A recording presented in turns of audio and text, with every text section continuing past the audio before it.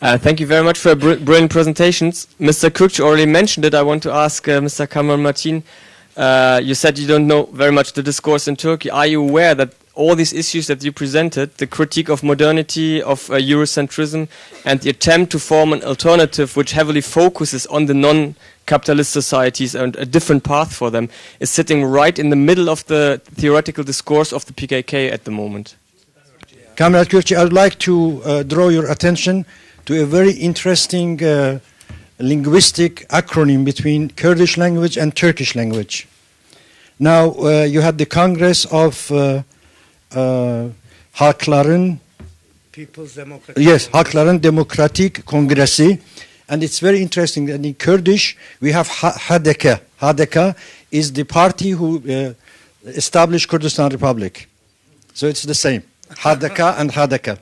Now, the second observation is that it's very interesting that, for instance, you in Turkey try to, let's say, gather all different forces around the umbrella of this Halkların Kongresi, and I think at the moment it's very important that your organization will be also involved beyond the borders of Turkey. For instance, in southern Kurdistan or northern Iraq, or now even in western Kurdistan, because now many people who are not familiar with the, let's say, the history of the working class movement in Turkey, they are not really understand the way that people like yourself or Süreyya Önder are just playing their role in the, or many Turkish academics and the Kurdish question. So I think if you can try to do, because as we are all aware that,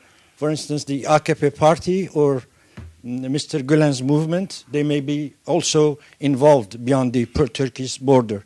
So why not the others can do that? Thank you very much. Thank you.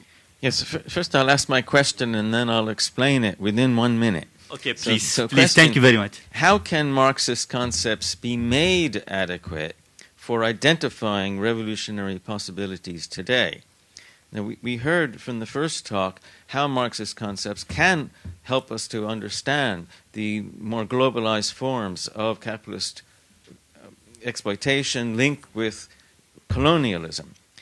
The second talk, we heard how Marxist concepts, or at least a version through the so-called stages theory, have been used to limit historical possibilities, to deny those possibilities in thought and therefore in action. But are those concepts really the political explanation for why those organizations, those parties, acted in the way they did? I don't think so. They applied the same models to Europe itself. Europe was never ready for revolution, according to their model. The only possibility was to extend the bourgeois democratic revolution, with rare exceptions, such as the Spartacist fraction of the KPD in 1919.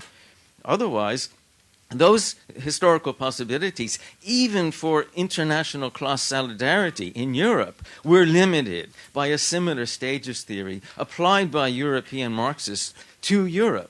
So I think it's an overly idealist explanation to say that the model itself explains why those possibilities were limited in the Middle East, as if it were an exception, which it was not. It was a variation on the same general model being applied everywhere in different ways. So I want to get beyond an idealist explanation and look at the institutional problem of left parties since then up to today, and then turn the question upside down. How can Marxist concepts be made adequate for understanding, identifying prospects for revolutionary mass action today? Sure. Okay.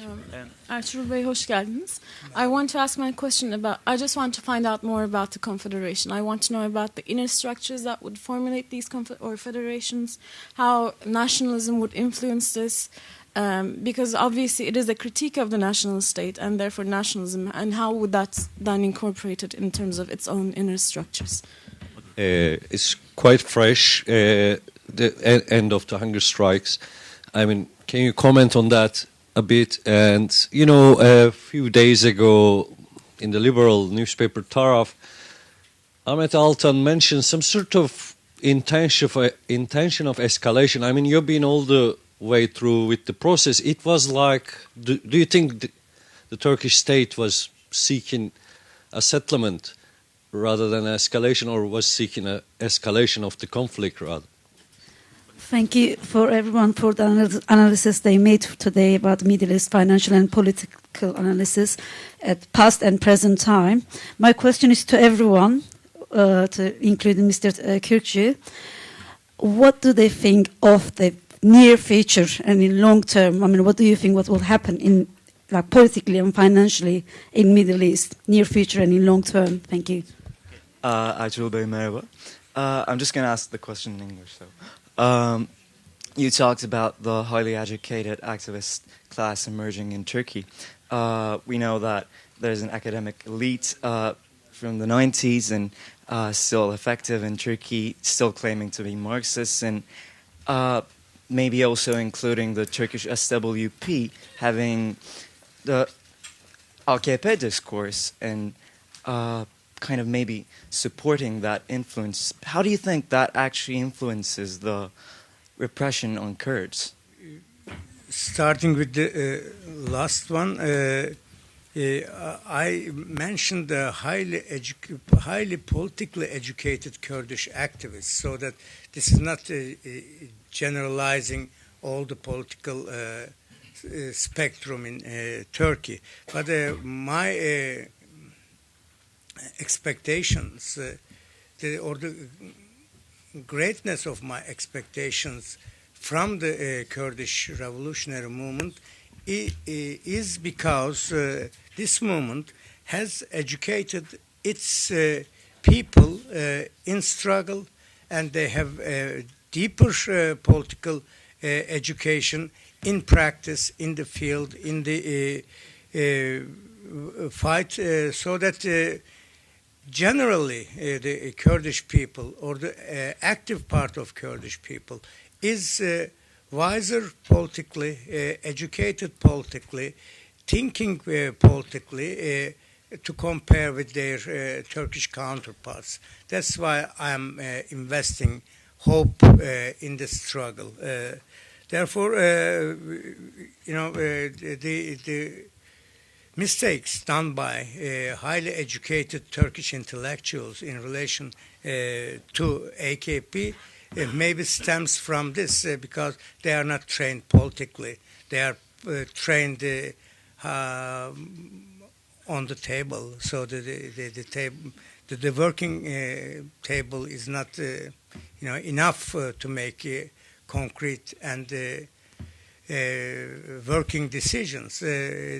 But this reflects, in my opinion, the general tendency of the intellectuals in Turkey. When I was 20 years old, all the Turkish intellectuals then were saying that it's not a good time for a revolution. We should join forces with the CHP so that they can make something. Before that, they were saying that we should join forces with the Democrat Party because they can bring democracy to Turkey. Now they are saying that we should join forces they were saying that we should join forces with the AKP because they can bring us both wealth and democracy. But let's look at the results. All those people who in 50s were supporting Democrat Party ended up in prisons. Those who looked for an alliance with the CHP ended up in prisons.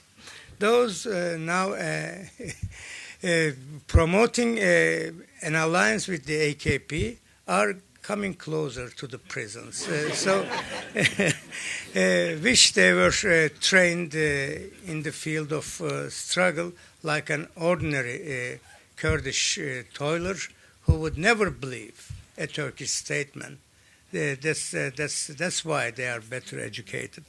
And why, this was a question, I think, Deniz statement, why left people are joining forces with the PKK. Was this a question? No. It was a statement. Okay. It explained itself. No question. I meant that you should also work beyond the borders of Yes, yes, I will. Yes, okay. And the one question was related with the Marxist, the ability or inability of Marxist concepts. It was, yeah, okay. So I'm, no. So, but I had a remark on this. In this sense, maybe this wasn't formulated by Marx with those words, but it came later. Both Lenin and Trotsky talked about the combined and uneven development of capitalism. Maybe this is one of the elements that we should deal. My homework is on that. Okay, congratulations. And the Confederation question, you should read Abdullah Öcalan's book.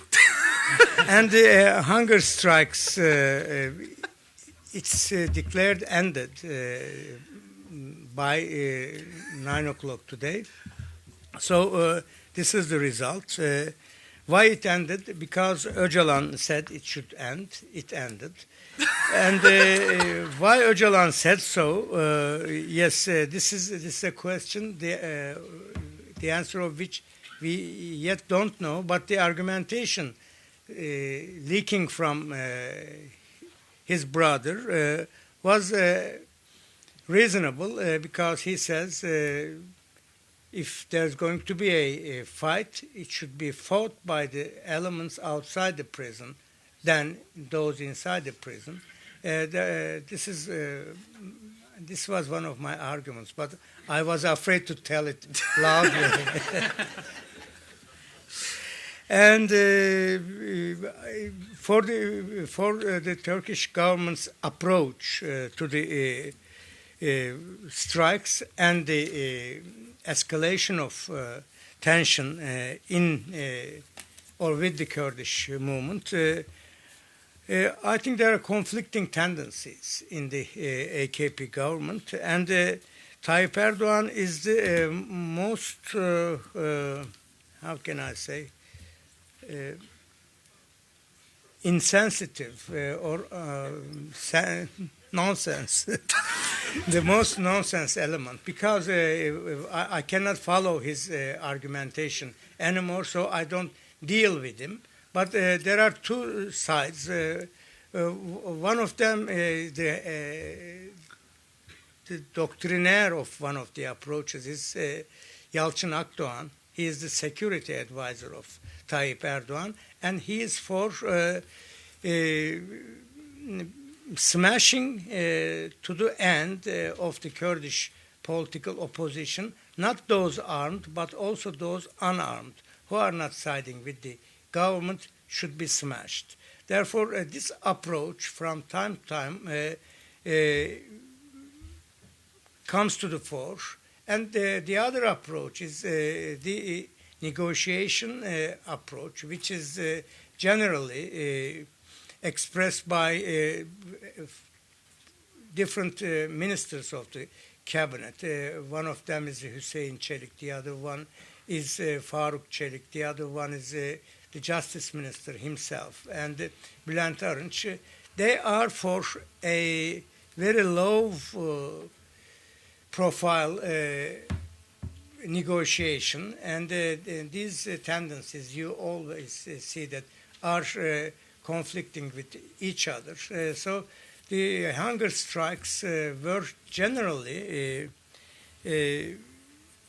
regulated, or the handling of the hunger strikes were regulated by the compromisers. So this is why it ended without any deaths. And I think, but I don't know, and I just only speculate that these were also discussed by Öcalan, but in which way, I don't know, because if he didn't know, if he didn't have enough information, he wouldn't come out and say, stop. Thanks to his intervention, we have left the hunger strike period in the past, and now we are heading for a general strike. Goodbye.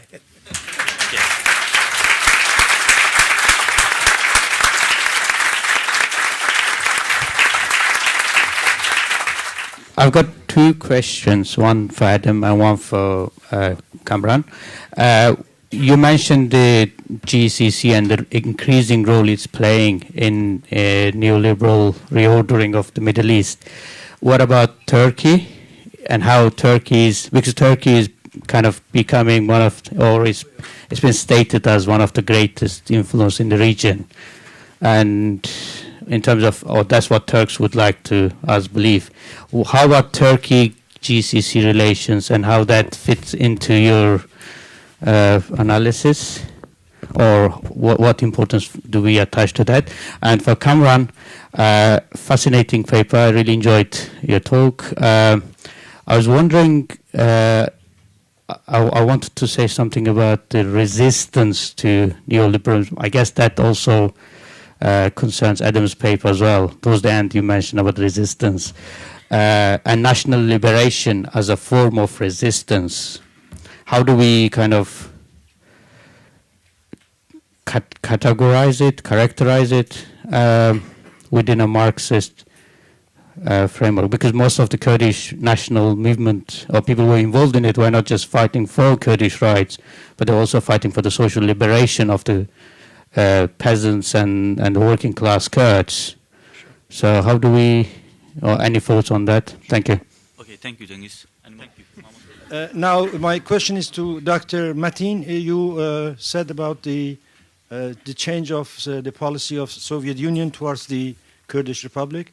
Your reference is the letter of his late Stalin to his late Peshawari, or is there any other documents that you are referring to? Okay, Mahmoud, thanks. Any more questions?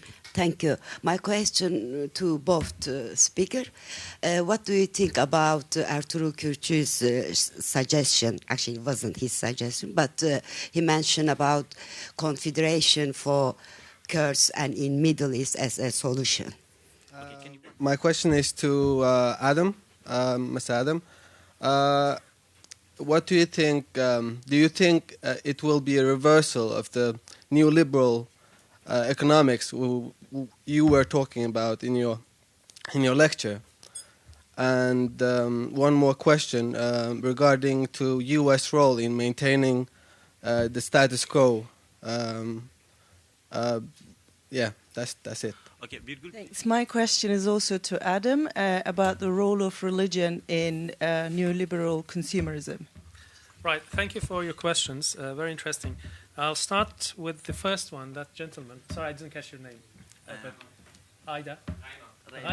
Raima. Yes, I'm broadly aware of what's going on intellectually within Kurdish movement in Turkey, but I just don't know enough. That's why I started by disclaiming. My reflections really mostly reflects my own frustration with the intellectual poverty of Kurdish movement in Iran, basically. And Iran more generally, actually, it's not just Kurdistan, Iran. They are still really stuck within really old models, and I was really addressing them mostly rather than the Kurdish movement in Turkey. So, and I'm very glad that those things are at the center of attention there. So that's fine. The bigger question from this gentleman, I didn't catch your name. Les? Yes. Okay. Now, you see, my point wasn't that old model would worked in Europe and didn't work elsewhere. My point is that Marx was simply wrong at some basic level.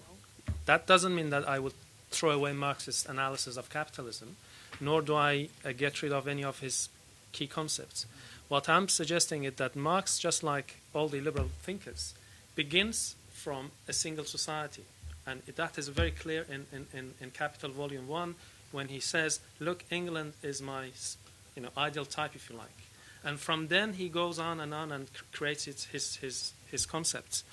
And if you look at his last letter to Rosa Zasolich, the Menshevik activist in Russia, when they asked Marx about the prospects of struggle in Russia, then Marx begins, actually, at that point in time. He has reached a point and he realizes that there is something about interconnectivity between societies and the kind of historical opportunities with the exposure of one society to the other creates, which is not something you can derive from mode of production analysis. So, yeah, but he was saying that the communal basis of Russian MIA system is a basis from which they can actually launch a socialist revolution, provided that the working class of the West come to the aid. So there is still an international dimension, which then Trotsky brings it to its culmination. Now, in terms of, and that's why I gave example of Germany in particular, to show that Eurocentric mode is incapable even explaining Europe, let alone the rest of the world. In terms of how it can be made to deal with these questions, I think it's the question of the international. And by the international, I just don't mean foreign policy. I have my own definition of it, which comes out in a book, hopefully you will see next year, by which I mean the coherence of human community into mutually recognized integrities. So that, by which I mean that any form of coexistence of more than one social formation, for me, constitutes international.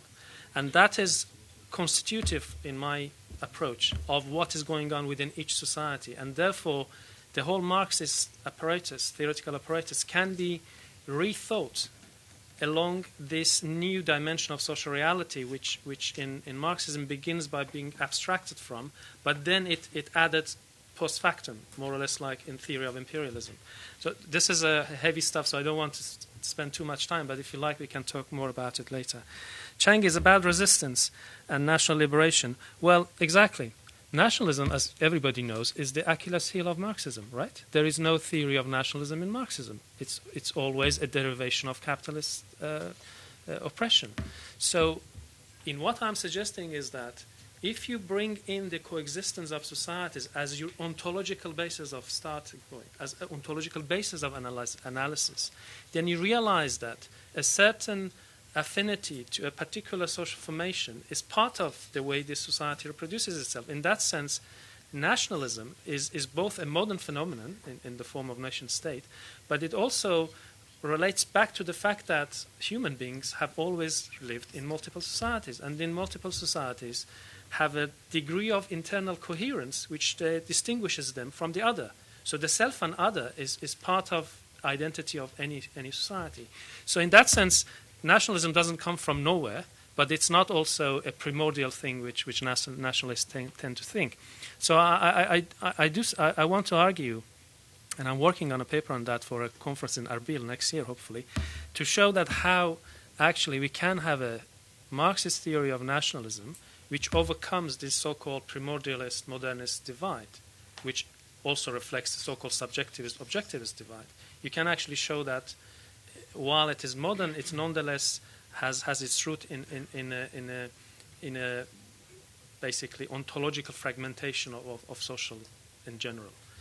In terms of resistance, of course, if you have a linear theory of history, if you see the political stage of your country as a theater you have written the script for, you know every actor, you know who does what, then your alliances are made based on those assumptions. Now, if you have a more open-ended, a multilinear conception of history, and if you have a more concrete understanding of how classes are formed in the intersection between international and the domestic, then your political strategy will change as well. The revolutionary subject doesn't have to be proletariat all the time. In fact, proletariat, in the classical sense, you cannot find it anywhere in the Middle East, I would say, if not the rest of the world. So I think what I'm saying has implications for national resistance and liberation movements generally, because it really brings a certain elasticity to our concepts, which at the moment we don't have on the left, generally speaking. Kakasan, in terms of your question, I do not know specifically about the letter which Stalin wrote or didn't, or whatever he said, but I'm looking at it from a wider Stalinist Soviet Union's policies, because Stalin did exactly do the same with China. He advised the Chinese communists. He was Eurocentric? Yeah. He had a particular conception of Marxism which was based on this stages thing, and he claimed that the Chinese communists should side with the Kuomintang nationalist because it's not yet ready China for socialism, which meant that the communists were massacred in 20,000 or so in one day by the Kuomintang, and then the Mao began its own kind of take. So it was a broad strategy which Stalin was following, that because Russia needs peace in order to construct socialism, so the foreign policy of Soviet Union was based on this basic principle that the communists elsewhere should not provoke the West into intervention so that Soviet Union, succeeds. But the whole thing, of course, goes back to the 20s between Trotsky and Stalin, that is socialism in a world revolution or socialism is a national revolution? And of course, Stalin won the day, partly because he was coming with a concrete answer to a concrete problem, which in case of Trotsky would mean either a world revolution, which didn't happen, Spartacus movement in Germany, for example, or just leaving power to the bourgeoisie, which they wouldn't do it because they had won the revolution. So what I was suggesting, that there was a clear theoretical dimension, by the way, which I do not think is determining everything. Of course, I wouldn't say that what is in your head decides everything else.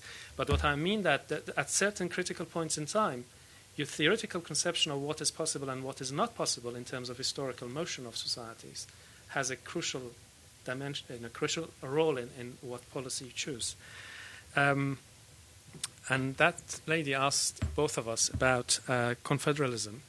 I think it is very interesting, and I think it's given the bloodshed with nation formations have involved in most of the world. In fact, there is no case except for Scandinavian homogeneous Nordic kind of countries where it was more or less natural to happen in terms of its construction. Anywhere else, because of the diversity of populations, especially in the Middle East, projects of nation formation are very likely, not always necessarily, but they have this big potential into ethnic violence of great scale. So if there is a way to secure the basic political, social, cultural, economic rights of a certain population within a particular configuration, I don't see why it is a problem. Nation state, in the end of the day, is not an end in itself, it's a means towards an end, right?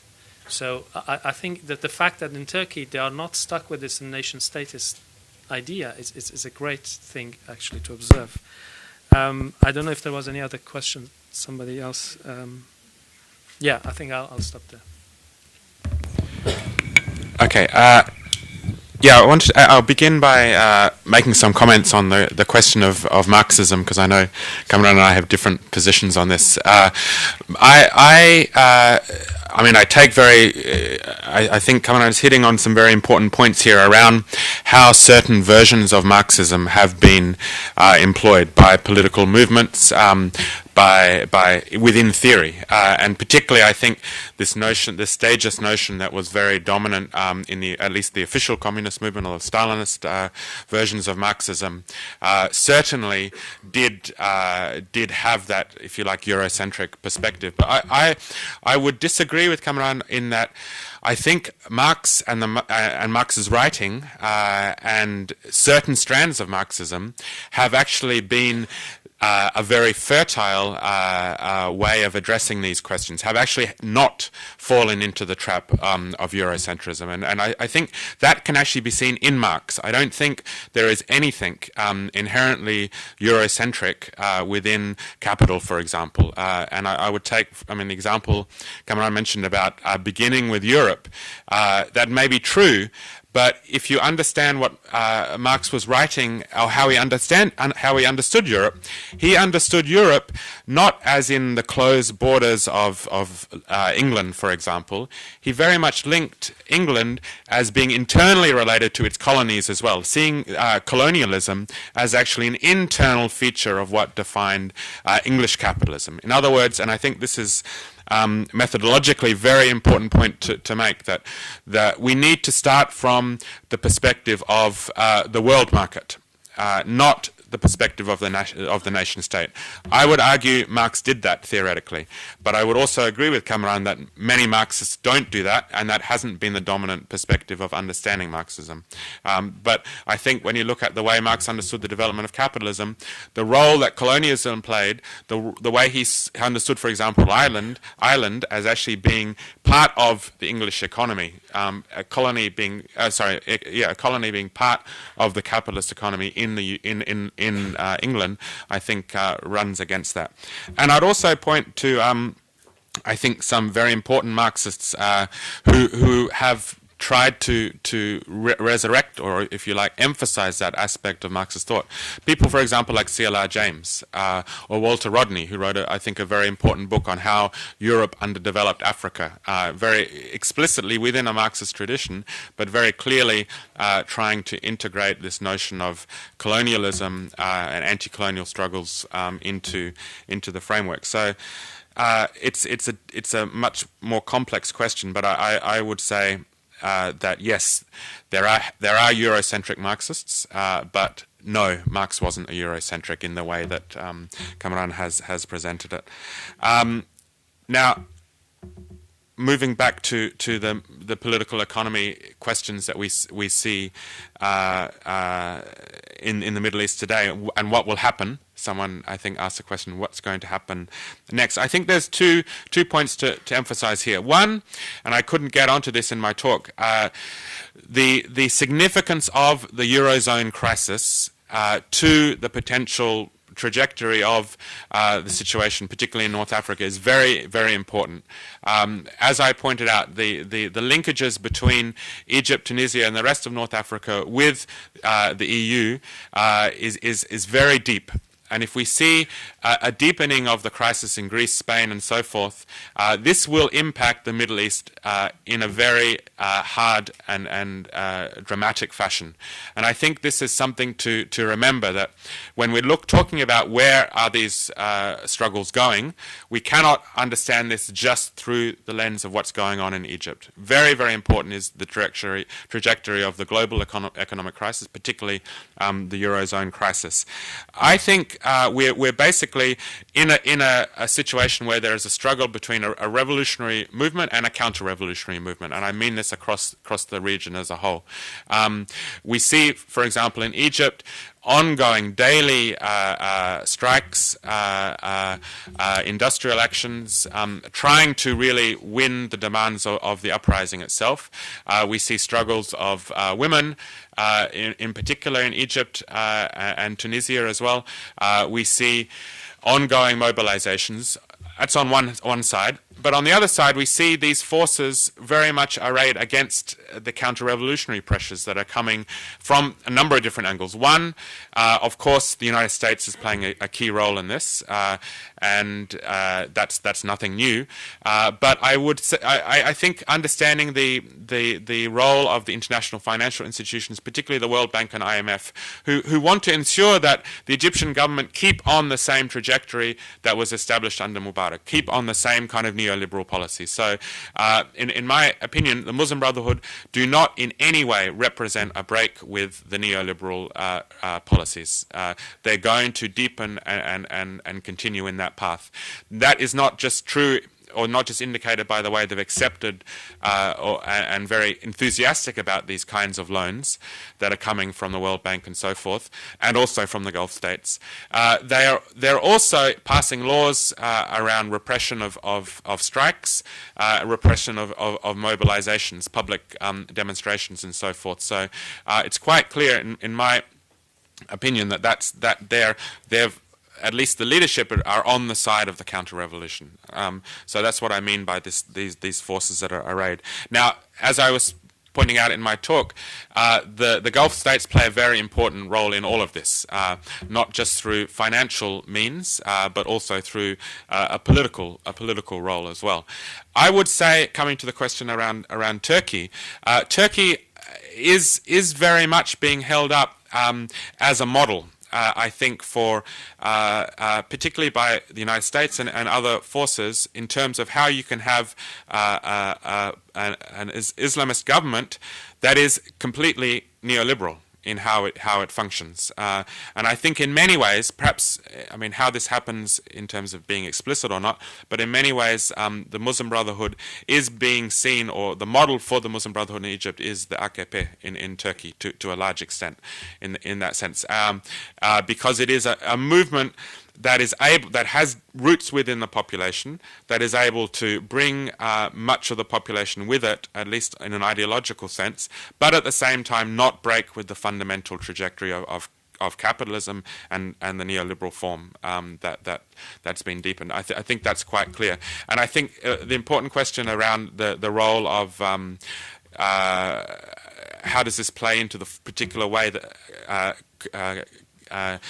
capitalism works, I think it's very interesting to see that the model of the AKP, in particular this kind of charity model, displacing functions of the state, and this is my understanding, onto religious charities, I think is from the perspective of the neoliberal order, a very clever way of doing things, because it's a way of reducing the state, but on the other hand, it demobilizes the population, because people see instead of fighting for rights, struggling for rights, they see rights as something given to them, provided by charities. And I think that's certainly the case, that the way the Muslim Brotherhood is acting across the broader Middle East.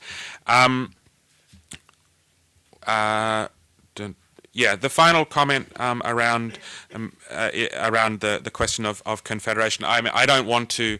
It's not my position to say this is the right choice or not the right choice, particularly as someone who isn't Kurdish, and I have no right to do that.